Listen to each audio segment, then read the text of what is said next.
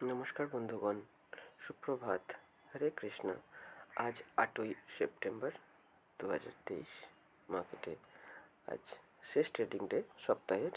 আমরা গত 3 দিন আসতে পারিনি, শরীর খুব খারাপ থাকার জন্যে আপনাদের সামনে কোনো প্রেজেন্টেশন আমরা রাখতে পারিনি। তো যাই হোক, আজকে চলে এসেছি সপ্তাহের শেষ দিনে ট্রেডিং কেমন যেতে পারে, কোন দিকে মার্কেট, তার একটা অ্যানালিসিস করার জন্যে ইউএস ভিক্সের চার্টে এসেছি, যেটিকে আমরা প্রচণ্ড গুরুত্ব দিই। এটি ট্রেন্ড সেটার গোটা বিশ্বের বাজারের জন্যে। তো এখানে দেখতে পাচ্ছি যে মার্কেট যে পুরনো সময়ের সাপোর্ট ছিল সেখান থেকে সাপোর্ট নিয়ে উপরে চলা শুরু করে দিয়েছে। তাহলে ইউএস ভিক্স উপরে যাওয়া মানে বিশ্ববাজারে একটা প্রেশার ক্রিয়েট হওয়া, ইমার্জিং মার্কেটে বিশেষ করে। ইউএস 10-year বন্ড ইল্ডটা উপরের দিকেই আছে, দু একদিন সামান্য পতন দেখিয়েছে, এটা কোনো পতনই নয়।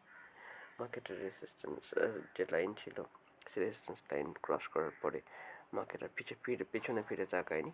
সুতরাং আমাদের এখন যে ট্রেন্ড লাইন চলছে সেটিকে গুরুত্ব দেওয়াই ভালো। এই ট্রেন্ড লাইনকে আমরা এখন ডিলিট করে দিয়ে নতুন একটি ট্রেন্ড লাইন বানাবো। নতুন ট্রেন্ড লাইনটা হবে এইরকম, হরাইজন্টাল রেন নিলে হবে না,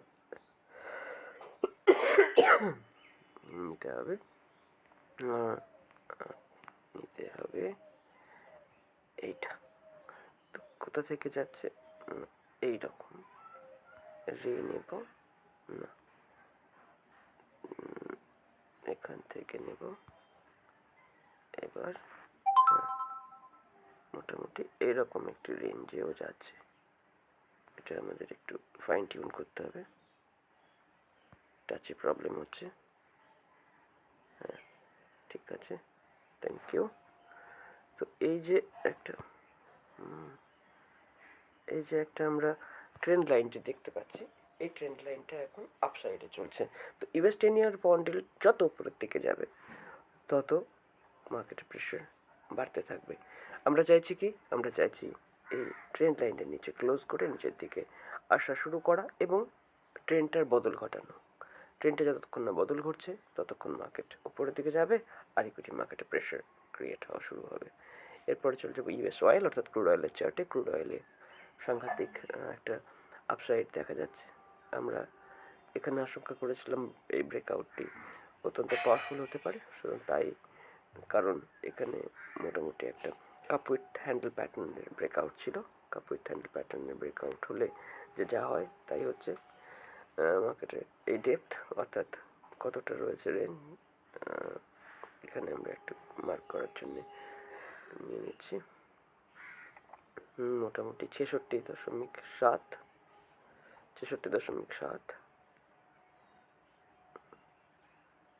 এখানে যে ডেপথ ছিল 66.7, আর উপরের দিকে আমাদের যে ব্রেকআউট লেভেল সেটা হলো এই যে কাপ উইথ হ্যান্ডেল প্যাটার্নের নেকলাইন, সেটা হলো 15 পয়েন্ট। অর্থাৎ এখান থেকে যদি আরও 15 পয়েন্ট উপরের দিকে যায় সেক্ষেত্রে মার্কেট পৌঁছে যাবে প্রায় 97 এর লেভেল, 97-98 লেভেলে। আমরা যদি দেখি 97-98 লেভেল কোথায় রয়েছে, তাহলে দেখবো সেখানে নিশ্চয়ই একটা কনজেশন লাইনও রয়েছে।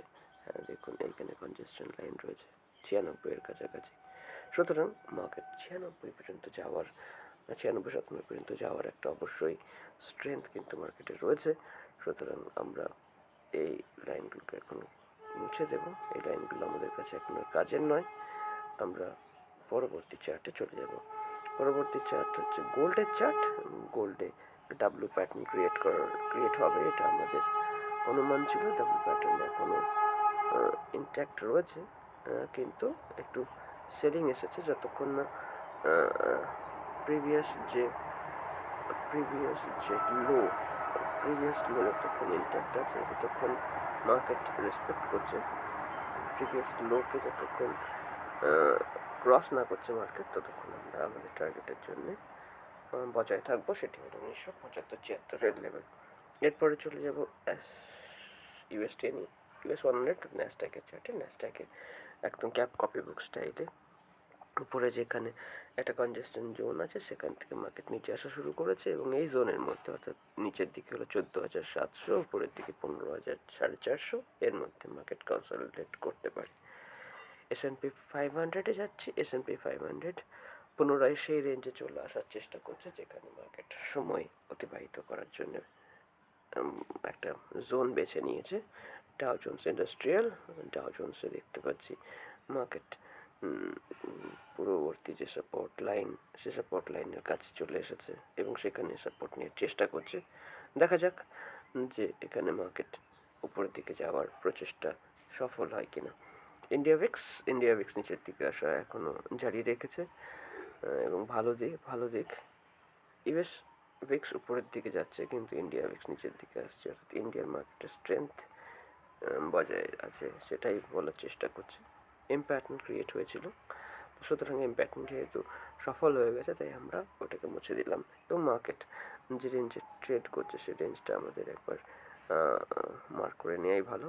আমরা হরাইজন্টাল একটা লাইন ড্র করে নেব। হরাইজন্টাল লাইন ড্র করার জন্য হরাইজন্টাল আমরা এখানে চলে গেলাম। এই হচ্ছে মার্কেটের মোটামুটি একদম ভিক্সের লো লাইন। এর নিচে ভিক্স সাধারণত আসে না। 10 হলো ভিক্সের লো এর কাছাকাছি। ভিক্সের এরপর চলে যাব ইন্ডিয়া 10-year বন্ড প্রথমবারের জন্য বহুদিন পর একটা সাকসেসফুল ক্লোজিং দিয়েছে।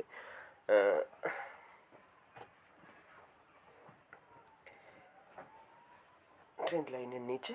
এরপরে যদি ফলো আপ ক্যান্ডেলও নিচের দিকে যাওয়া স্টার্ট করতে পারে তাহলে মার্কেটের জন্য খুবই শুভ জিনিস হবে। এরপরে চলে যাব গিফট নিফটির চার্টে। গিফট নিফটি এখনও কিন্তু বুলিশ রয়েছে। ট্রেন্ড লাইন ভঙ্গ হওয়ার পরে যে বুলিশনেস, সে বুলিশনেস গত 3 দিন আপনাদের আপডেট আমি দিতে পারিনি, 3 দিনই ছিল বুলিশ ডে। যাই হোক, এরপরে চলে যাচ্ছি ডলার ইন্ডেক্সে আমরা দেখতে পাচ্ছি যে কাপ উইথ হ্যান্ডেল প্যাটার্ন যে ক্রিয়েট হয়েছিল, সে cup with handle inverse head and shoulder pattern যে ক্রিয়েট হয়েছিল সে কিন্তু সফল হয়েছে। মার্কেটে ব্রেকআউট চলে এসেছে, সুতরাং মার্কেট এখন উপরের দিকে যাওয়ার চেষ্টা করবে। মোটামুটি যেহেতু এই প্যাটার্নের মোটামুটি ডেপথ হচ্ছে 5 পয়েন্টের, সুতরাং 108-9 পর্যন্ত মার্কেট এইখানে কনজেশন জোন আছে, সে পর্যন্ত মার্কেট অনায়াসেই দৌড় লাগাতে পারে। সেক্ষেত্রে 109.6 এরকম একটি রেঞ্জ যদি পৌঁছে যায়, অবাক হবার কিছু নেই। মার্কেটে স্ট্রাকচার স্ট্রং, সবসময় যে লোগুলো ক্রিয়েট হচ্ছে সেগুলো হাইয়ার লো এবং এখানে ব্রেকআউটও দিয়েছে। ইন্টারমিডিয়েট যে ঠিক রেজিস্ট্যান্স পাবে সেটি হলো 105.4।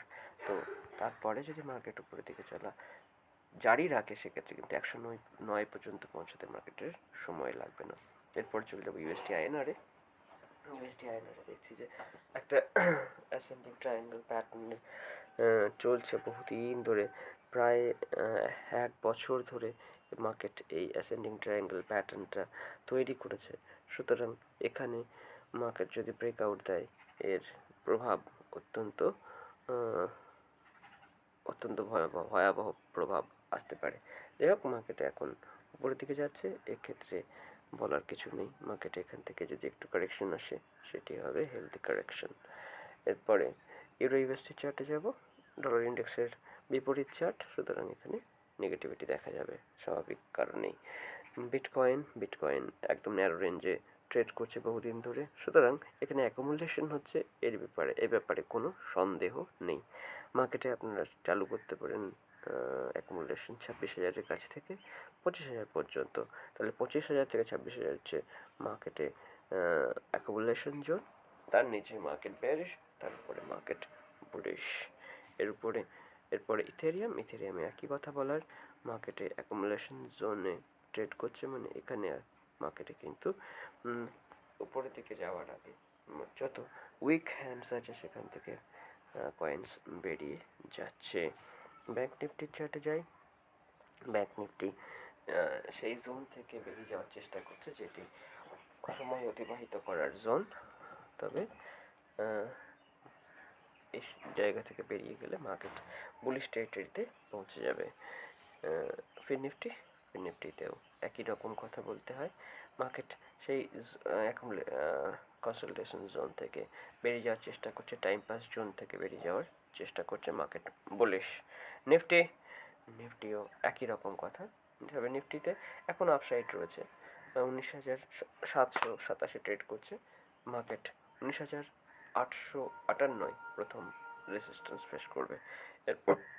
এরপরে সেন্সেক্সের চার্টে যাবো। সেন্সেক্সে আমরা দেখছি যে অ্যাকোমোডেশন জোন থেকে বেরিয়ে যাওয়ার চেষ্টা করছে এবং মার্কেট অল টাইম হাইয়ে পৌঁছানোর চেষ্টা করবে। এরপরে আমরা আজকের মতন বিরাম দিচ্ছি। দেখা হবে পরবর্তী ভিডিওতে। শরীর খারাপ থাকার জন্য বারবার হয়তো ভিডিও তৈরি করা সম্ভব হবে না। আপনারা আমাদের কাজ ভালো লাগলে আমাদের সঙ্গে থাকুন, ভিডিওটা লাইক করে দেবেন আর চ্যানেলটি সাবস্ক্রাইব করে নেবেন। ধন্যবাদ।